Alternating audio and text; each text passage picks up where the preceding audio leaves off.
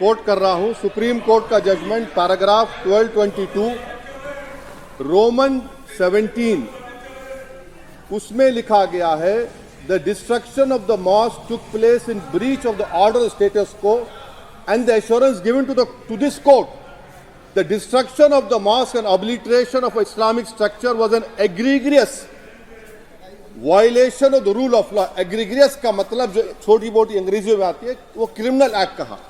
और सर आपने कहा था कि वहां पर मंदिर को तोड़कर बनाया गया। सर मैं आपके सामने ये तमाम चीजें लेकर दूंगा सुप्रीम कोर्ट के जजमेंट के पैराग्राफ्स हैं जिसमें सुप्रीम कोर्ट ने एएसआई की रिपोर्ट को नकारा।